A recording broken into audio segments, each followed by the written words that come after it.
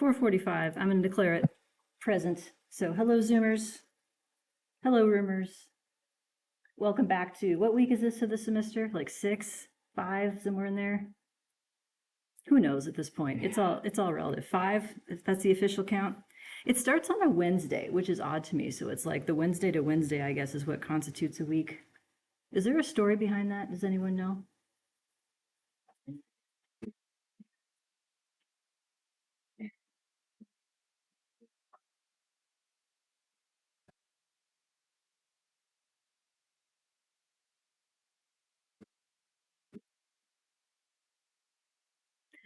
Honestly, Well, that is a very fair thing for them to do. I can tell you on all the college campuses that I've ever been a part of, move-in day was like Thursday and Friday, the week before classes started.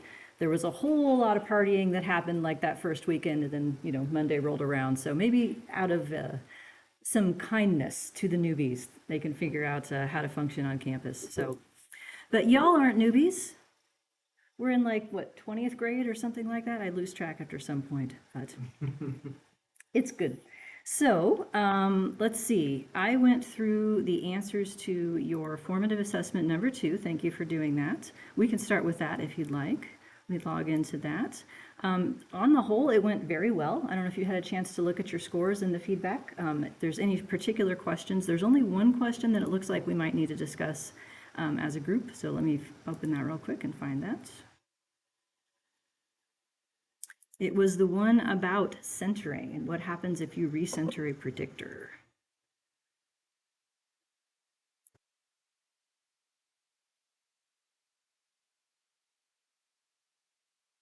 There. There's that. Zoomers, let me get the screen share going. I didn't forget you, I promised. I just hadn't gotten there yet.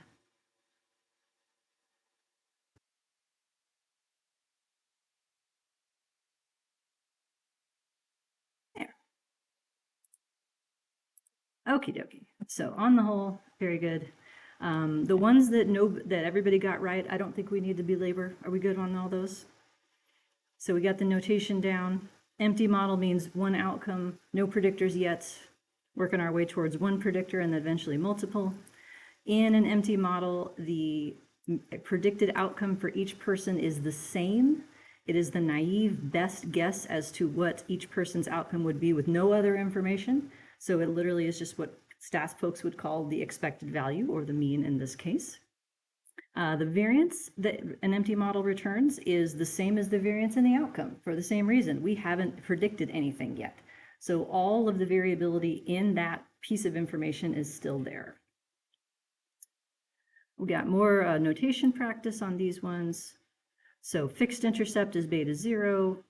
That's the expected outcome when predictor is 0. And if there's no predictors, it's just the expected outcome. Beta 1 is going to be a slope. And if I add a second predictor, can you guess what we'd call that?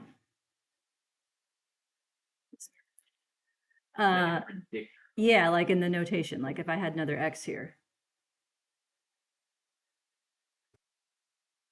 What comes after 1?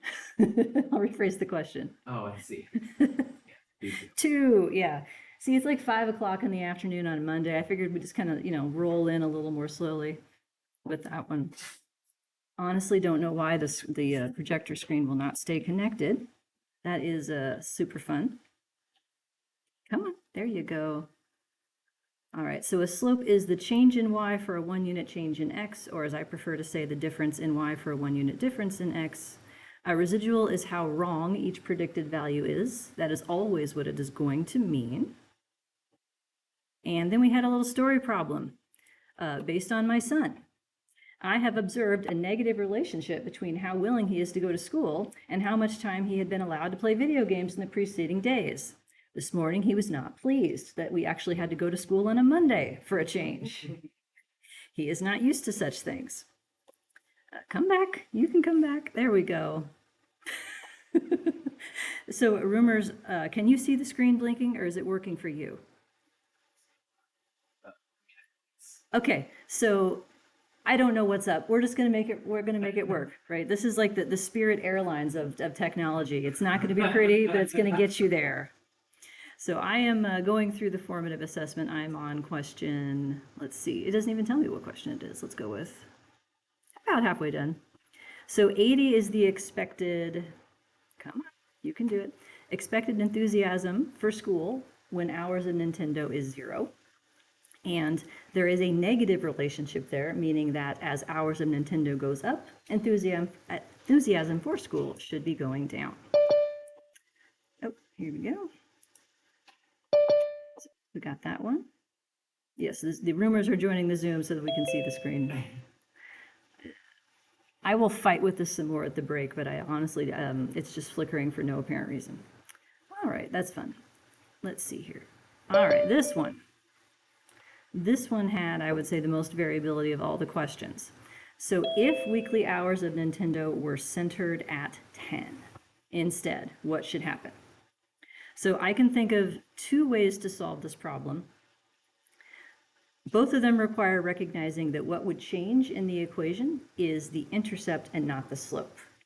And if you think about that from like a fairness perspective, it makes sense, because if you just rescale a variable by declaring 0 someplace else, that should not change how related it is to other things. Like, it's just a question of what 0 means. So that part means that these 2 answers would not be viable. Then 60 versus 100. The way to solve this is to plug in 10 for x directly. I think a lot of folks wanted to plug in x minus 10 instead because they're thinking about what it would become. But if you just start by plugging in 10, then you realize that the expected outcome for somebody with 10 hours is 60. And so then if you think about what the equation would become, under that new reference point, it would be 60 as the intercept and then minus 2 times x in that place. So the intercept would shift around, but not the slope.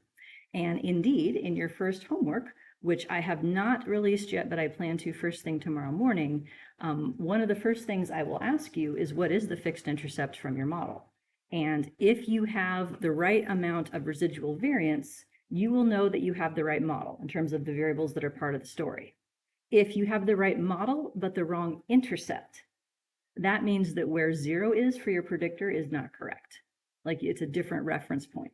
And so those questions are designed as essentially precursors to making sure that what you're interpreting is what I had intended. Question? So it's helpful. I don't know when I respond. Fair. So my understanding here is, I think what was throwing me off about this question, I remember what it's asking is it being centered at 10 versus just like what's the predicted value if then our weekly hours of Nintendo were 10. Mm-hmm. Those are apparently the same answer. The latter gets you to what the intercept should be specifically. Okay. Because the intercept is the expected outcome when x is 0. Right. And so in that solution, it would move to 60. Right. But the slope would stay the same. Right. And the other part of that is, if you think about just like logically, if as x goes up, y goes down, this is the disco relationship that I had referred to. Now you get to see the actual hands.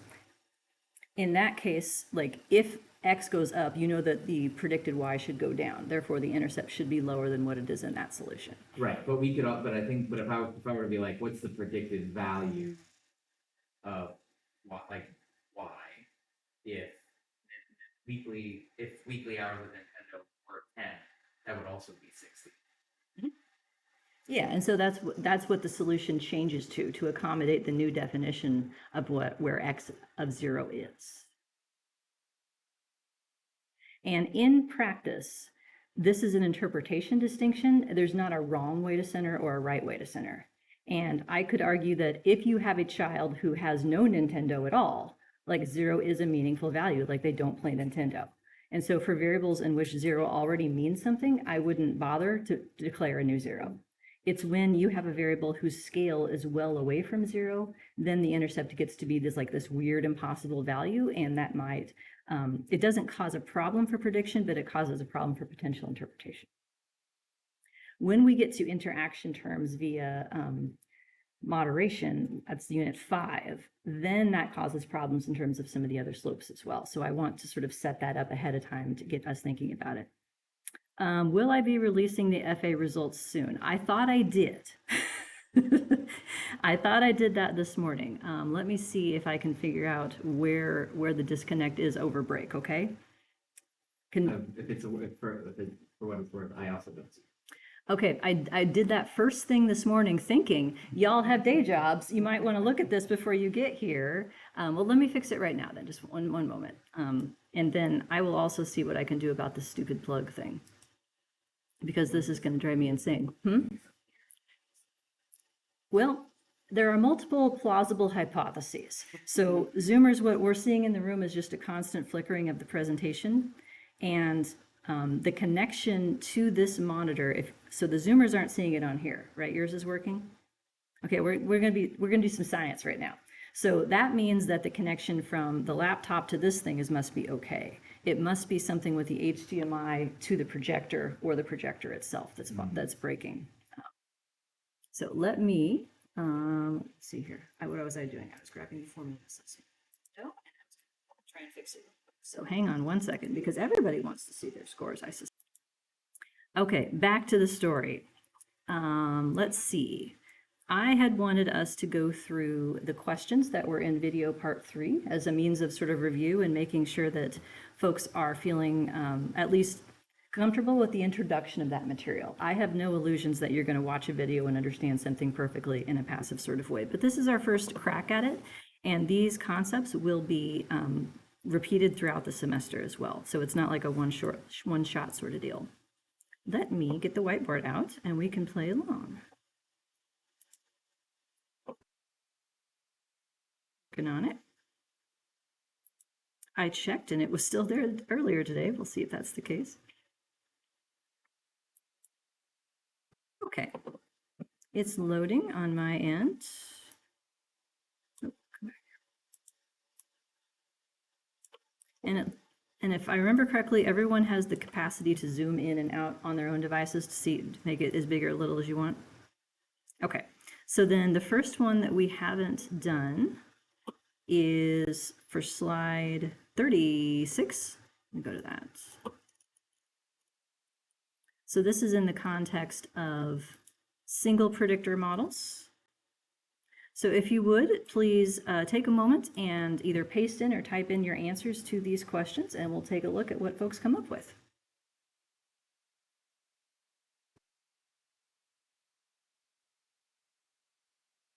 Sure. So everything I am reading looks really good. The things with eyes are the variables. The things without the eyes are the constants, at least in this class. If you get into the world of multi-level modeling, and intercepts and slopes become variables instead. Yeah, stay tuned. A lot of this is foreshadowing, things that folks get hung up on at the entry level that can come back later on to cause more difficulty. Y versus E. Yes, Y is what happened. E is how wrong the model is with respect to that. So it's a discrepancy. Error is what it's often called in experimental settings. Residual is probably a more neutral term. You can take your pick. Very good. And given this model, the predicted math for a student with reading equals 3, we would plug in 3 in the parentheses, and that works out to be 16. So, and estimate versus standard error. So this one has a little more variability in what folks are saying. Best guess based on the data. Standard error measures how precise it is. SE is about the samples. Yes, also true. So each term in the model that is found, so to speak, estimated is the way we call it, but you can think of it as what is being found by the algorithm. Each term has a standard error. And I would say, yes, a standard error does indicate how precise it is, but inversely, because a higher standard error means more imprecision rather than precision. And the estimate is based on the data. Standard error is error within sampling means. Yes, all of those things are based on the data, but standard error is an extrapolation as to what would happen if you had repeated samples of the same kind and how wiggly or inconsistent that estimate would be across repeated samples. But since we don't usually have that, we try to anticipate it using just the data that we have. All right, the rest of the answers here. It all looks very good. Okay, any questions or anything that you want to dive into a little more on these topics?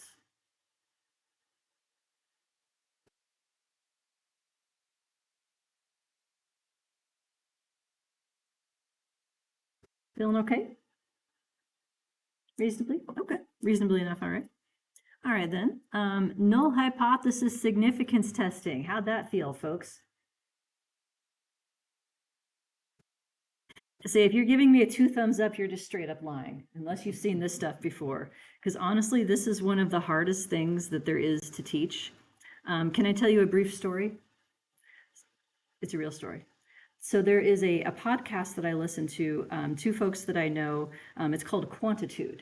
It's Greg Hancock and Patrick Curran do this podcast, and they're quantitative psychologists, methodologists, and they had an episode where they had like a quiz show sort of thing where they were asking each other questions off the cuff. And Patrick asked Greg to define null hypothesis significance testing, and his answer was, "Oh dear God." Like, this is somebody who's been doing this for 20 or 30 years, was like, "Oh no, I don't think I can explain this in 2 minutes or not." It's a fairly complex set of ideas.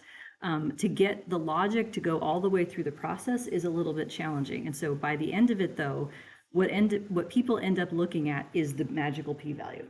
But I think it's important to sort of understand the logic by which that comes about. So this is something that we'll review and go over repeatedly, but I thought this would be at least a semi-gentle introduction. On slide 47, so after going through all of that stuff in the video, let's give those answers a try, shall we? Can we do that?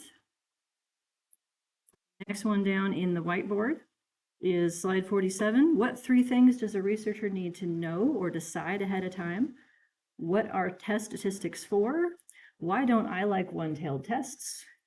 And what does significant actually mean? So I'll give you a minute to work on those things as well.